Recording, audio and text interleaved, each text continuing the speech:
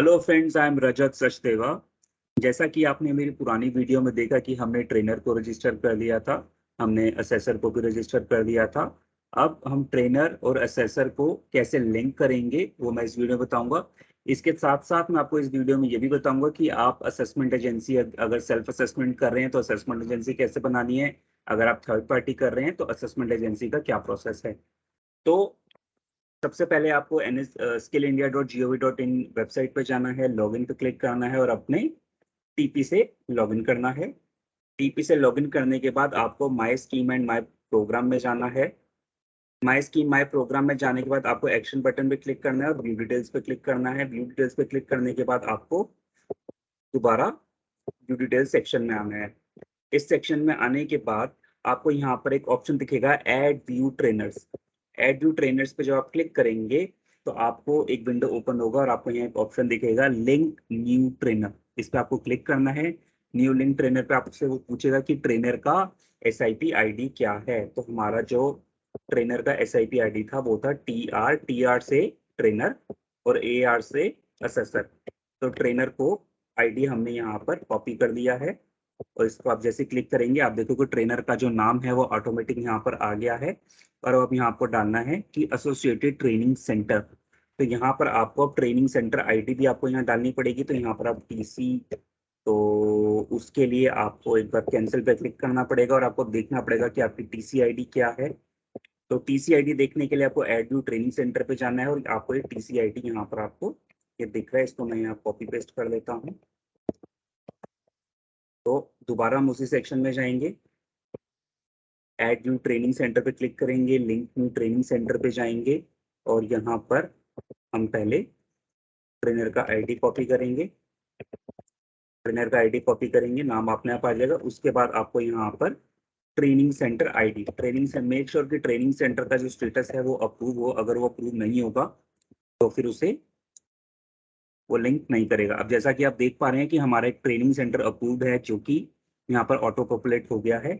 अब जो आपका ट्रेनर है, अब आपको उसका वैलिडिटी डालना है कि आपका ये ट्रेनर कब से कब तक आपके पास रहेगा। अगर आपका ट्रेनर कॉन्ट्रेक्चुअल है तो उस हिसाब से ड्यूरेशन डालिएगा, नहीं तो जैसा आपको ठीक लगे आप उसी तरीके से डालिएगा। तो फॉर एग्जाम्पल मैं इस ट्रेनर का ड्यूरेशन जो है 1 जून से लेके, सॉरी 1 जुलाई से ही ले लेते हैं इसको।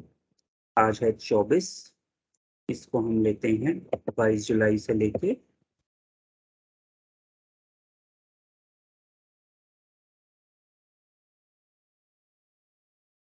अगले साल तक 31 जुलाई तक।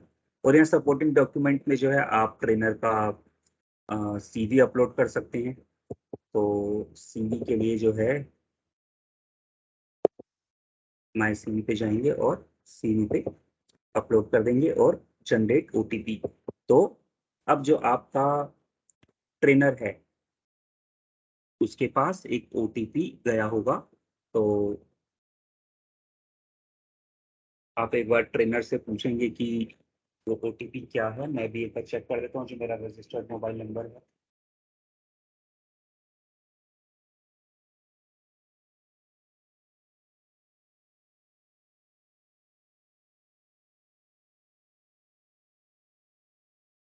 तो मेरे मोबाइल पर जो है OTP आ गया है जिससे हमने उसको रजिस्टर्ड किया था for the linking of trainer.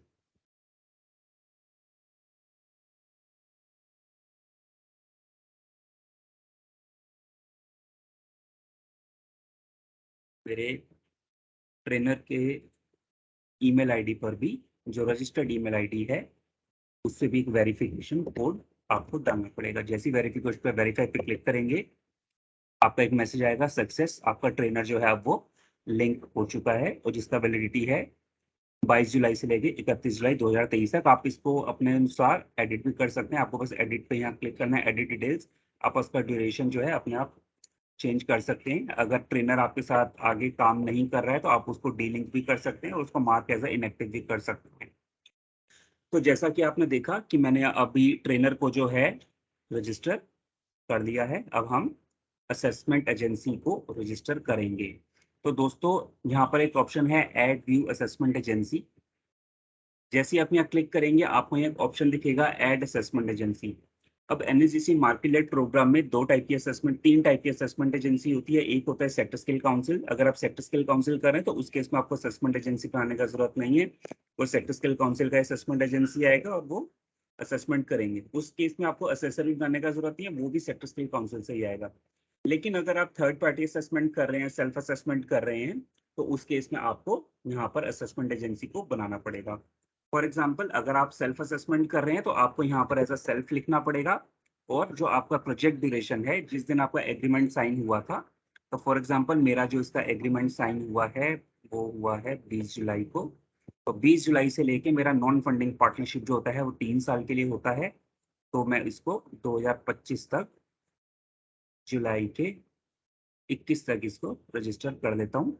और यहाँ सपोर्टिंग डॉक्यूमेंट में जो है आपको, आप अपना टर्म शीट अपलोड कर सकते हैं, आप अपना एमओयू अपलोड कर सकते हैं, जो भी आपकी असेसमेंट एजेंसी का डिटेल्स है वो अपलोड कर सकते हैं। तो दोस्तों जैसा कि आपने देखा कि यहाँ सेल्फ में बना रहा था, लेकिन अगर आप थर्ड पार्टी बनाना चाहते हैं तो आपको यहाँ थर्ड पार्टी असेसमेंट एजेंसी का नाम डालना पड़ेगा। तो मेरी थर्ड पार्टी असेसमेंट एजेंसी का नाम है एबीसी प्राइवेट लिमिटेड, और उसका ड्यूरेशन भी आप उसी तरीके से आप डाल सकते हैं कि आपका एग्रीमेंट जो है कब से कब तक का वैलिड है। तो फॉर एग्जांपल इसका भी जैसे मैंने एग्रीमेंट आप अपने साथ डाल दीजिएगा, और यहाँ पर आपको वो एमओयू का कॉपी अपलोड करना है। तो थर्ड पार्टी असेसमेंट एजेंसी पे क्लिक करेंगे, आपको फाइल पे अपलोड पे क्लिक करेंगे, और यहाँ पर आपको असेसमेंट एजेंसी का एड्रेस का डिटेल्स डालना है। तो सारा डिटेल्स आप यहाँ से डाल सकते हैं, जो भी आपका असेसमेंट एजेंसी का डिटेल है, बेसिक डिटेल्स, वो आप यहाँ पर सारा डाल दीजिएगा। सारा डालने के बाद आपको असेसमेंट एजेंसी का जो स्पॉक है उनका डिटेल्स भी आपको यहाँ डालना है। तो यहाँ डिटेल्स हम डाल देते हैं, हर जगह रजत जेवा ही आ रहा है,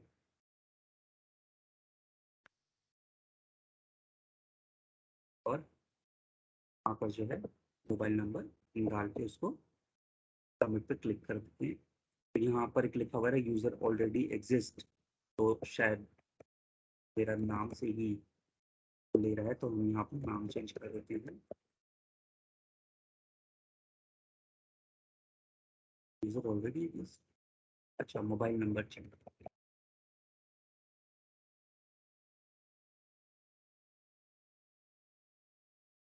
तो जैसा कि आप देख पा रहे थे, मेरे पुराने मोबाइल नंबर जो थे वो रजिस्टर्ड थे, मैंने अपना दूसरा मोबाइल नंबर डाला है। तो आप देख पा रहे हैं कि मेरी assessment agency ABC private limited, जो कि थर्ड पार्टी है, स्पॉक नेम हनी है, मोबाइल नंबर है, ईमेल आईडी है, और उसका स्टेट जो है यहाँ पर आ गया है। अब असेसमेंट एजेंसी बनाने के बाद अब आपको असेसर का भी लिंक करना पड़ेगा। आपने जैसा कि देखा था कि हमने एक असेसर को भी रजिस्टर कर लिया था, तो असेसर का जो आईडी हमने बनाया था वो था AR53774। तो यहाँ पर हम वो असेसर का वो भी डाल देंगे। तो देखेंगे असेसर भी अपने आप आ गया है, असेसमेंट एजेंसी आपकी यहाँ आ चुकी है, और जो आपका असेसर है उसका वैलिडिटी क्या है, क्योंकि जो थर्ड पार्टी होता है वो आप उनसे पूछ सकते हैं। अगर आप सेल्फ कर रहे हैं तो आप उसका भी डाल सकते हैं कि उसका कब तक कॉन्ट्रैक्ट है। तो मैं यहाँ इसका भी 21 जुलाई से जो है आगे इसको 2023 तक डाल देते हैं। इसके बाद यहाँ पर आपको सपोर्टिंग डॉक्यूमेंट अपलोड करना है। यहाँ पर जो है आप असेसर का जो है सीवी का डिटेल्स अपलोड कर सकते हैं। यहाँ को भी सब सपोर्टिंग डॉक्यूमेंट ही चाहिए उधर। उसके बाद यहाँ आपको अपलोड पे क्लिक करना है, आप देखेंगे अपलोड हो चुका है, और यहाँ पर भी जनरेट ओटीपी का एक ऑप्शन आएगा।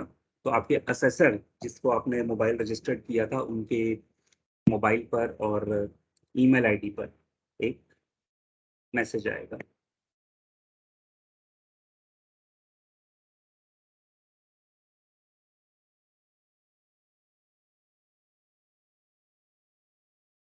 तो मेरे जीमेल आईडी पर पासवर्ड आ चुका है, वो भी स्पैम में ही आया है अभी भी।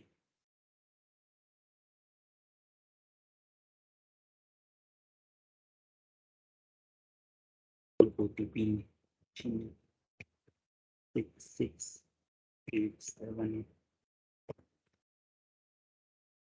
और जो मेरे मोबाइल का ओटीपी है वो भी आ गया है, इट्स 43651। और आपको वेरीफाई ओटीपी पे क्लिक करेंगे तो आपका जो असेसर है वो भी अब लिंक हो गया है। तो दोस्तों अब जो आप बैच बनाएंगे तो आपको ट्रेनर, असेसर ये ऑटो पॉपुलेट होगा। आई होप आपको ये वीडियो पसंद आया होगा। और बाकी जो मेरे दूसरे वीडियोस हैं उसको आप बैच बनाने के लिए आप देख सकते हैं, और उसमें प्लेसमेंट का, कैंडिडेट रजिस्ट्रेशन का, प्लेसमेंट ट्रैकिंग का सारा वीडियोस मेरे यूट्यूब चैनल पे अपलोडेड है। Thank you very much.